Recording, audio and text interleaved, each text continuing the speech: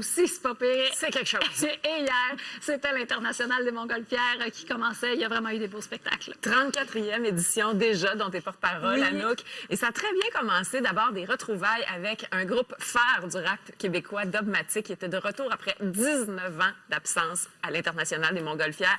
Donc, une foule qui était peut-être un petit peu plus clairsemée que ce qu'on aurait souhaité, parce que le ciel était quand même menaçant hier, météo incertaine, mais il reste que les gars de Dogmatic n'ont absolument rien perdu de leur aisance sur scène. Alors, ils nous ont fait revisiter leurs grands classiques, des chansons d'autres chanteurs aussi qui ont marqué l'époque où ils étaient au sommet de leur art.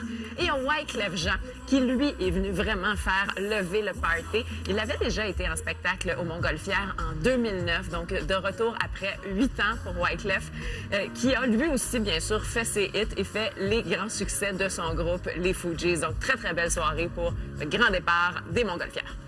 Deux artistes québécois, dont une qui va être à l'International des Montgolfières, mais qui partent à la conquête des États-Unis. Oui, c'est le Cahier Week-end du Journal de Montréal et du Journal de Québec qui s'est entretenu avec Charlotte Cardin et Jonathan Roy en fin de semaine, puisque les deux artistes passent l'été à faire de la promotion pour lancer leur carrière aux États-Unis. Et je trouvais ça intéressant de vous en parler ce matin parce qu'il y a beaucoup d'appelés et peu d'élus qui réussissent à faire carrière aux États. Donc, bien sûr, on pense à Arcade Fire, à Céline Dion, à Leonard Cohen, qui ont des carrières internationales à tout casser. Sauf que c'est pas un marché qui est évident. Et je trouvais ça intéressant qu'on s'intéresse à de jeunes artistes qui tentent de percer en ce moment. Et Jonathan Roy, lui, qui dit, entre autres, ben moi, je pense que là, en décembre, je vais aller m'installer carrément à New York, aller vivre là-bas, parce que si on veut vraiment percer, moi, ce qu'il va falloir que je fasse, ça va être de faire des tournées avec des artistes de la même maison de disques que moi, d'accepter de jouer dans des petits bars, de faire leur première partie.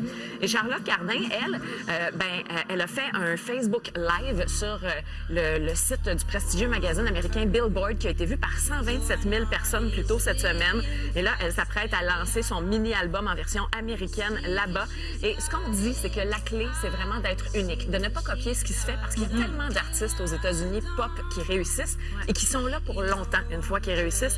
Donc, pour faire sa place, il faut avoir quelque chose de très spécifique à offrir. Et si vous avez envie de les voir en spectacle chez nous, là, avant qu'ils s'exilent complètement, Jonathan Roy va être à l'Impérial de Québec le 18 novembre et Charlotte, elle, tu le disais, mardi à l'International des Montgolfières de Saint-Jean-sur-Richelieu. Et tu sais que c'est une de ses très rares présences sur scène en festival à Charlotte. Oui. Donc, on est vraiment, vraiment content de l'avoir à l'International. Oui, parce qu'écoute, les deux ont signé avec Atlantic Records. Oui, Et ça, oui, c'est une grosse maison de disques. C'est la maison de disques de Ed Sheeran et des Rolling Stones, notamment. Donc là, c'est vraiment permis de rêver. Ah, absolument. Tout est possible. On parle de Charlize Theron, une actrice qu'on aime beaucoup, qui revient sur son passé trouble. Oui, Charlize Theron, qui en ce moment est à l'affiche au cinéma dans le film Blonde atomique, un film où il y a beaucoup de cascades, qui est très chorégraphié, mais elle a accordé une entrevue au New York Times où elle est vraiment dans la profondeur absolue. On connaissait le drame qui a marqué l'enfance de Charlize Theron, qui a 41 ans aujourd'hui, mais quand elle avait 15 ans, elle était de retour dans sa famille après quelque temps au pensionnat et un soir, son père est rentré en état d'ébriété très, très avancé. Il les a menacés, elle et sa mère, et sa mère a pris une arme et a assassiné son père. Donc, Charlize, dans cette entrevue au New York Times, revient sur ces moments difficiles de sa vie et elle dit qu'elle n'en a jamais voulu à sa mère d'avoir assassiné son père, qu'au contraire, ça lui permet d'explorer des zones de noirceur, qu'elle n'a pas peur de ça et qu'il faudrait vraiment être niaiseux pour ne pas voir un lien avec les rôles de femme forte qu'elle accepte de jouer en ce moment. Donc, tout ça est relié.